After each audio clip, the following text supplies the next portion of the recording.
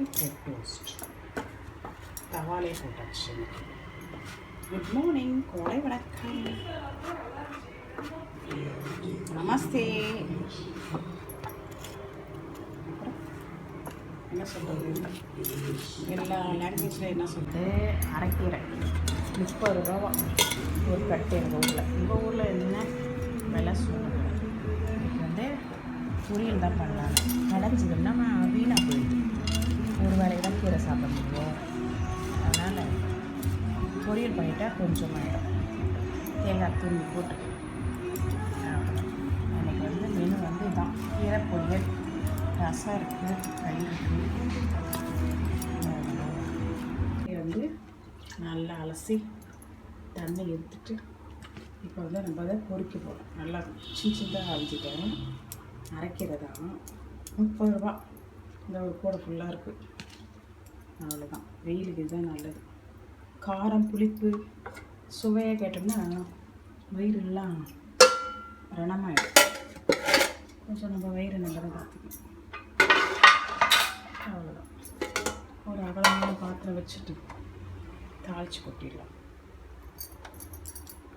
வந்து ஒரு 4 வரமிளகாய் பருத்தி சீரகம் படிச்சு போட்டுருக்கேன். இது பொரிச்ச உடனே பூண்டு கொஞ்சம் அரைச்சிப்போம். பூண்டு வந்து வரைஞ்சி வச்சுட்டு போகணும். அவ்வளோ சூப்பராக இருக்கும்.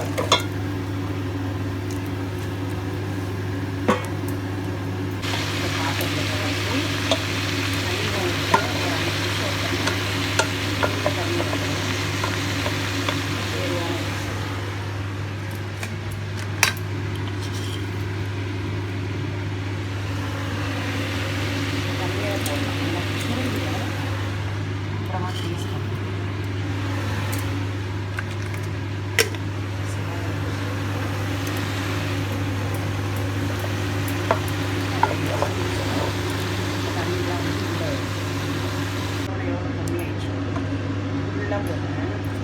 தண்ணியே இல்லாமல் அப்படியே சூழ்நிச்சு தண்ணியை தெளிக்கிறோம்.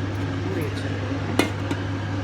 மெயினாக பூண்டு போடணும். பூண்டு போட்டு அப்புறம் வந்து குழம்பு குழம்புச்சுன்னா இந்த அரைக்கீரையில் பூண்டு போட்டு செஞ்சு கொடுப்பாங்க.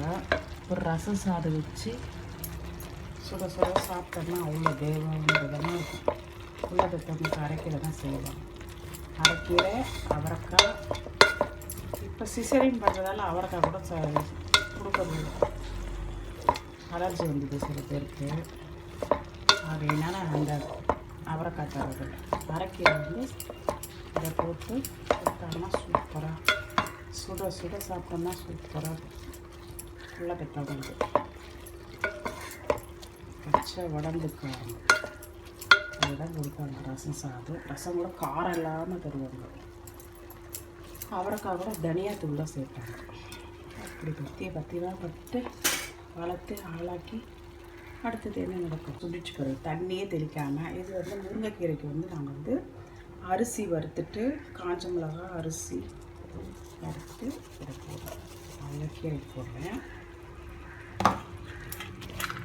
இந்த வந்து ஆடிப்பெருக்கு கூழ் பண்ணுற ஆடி மாதம் முருங்கைக்கீரை போடுறோம்.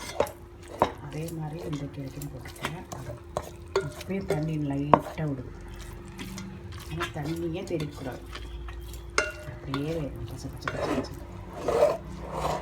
அதெல்லாம் கொஞ்சம் பெப்பர் தூள் போட்டோம்னா சூப்பராக உள்ள போட்டுருக்கேன். ஒரு ஸ்பூன் போட்டால் போதும். கீரைக்கு ஏற்ற மாதிரி போட்டுக்கணும்.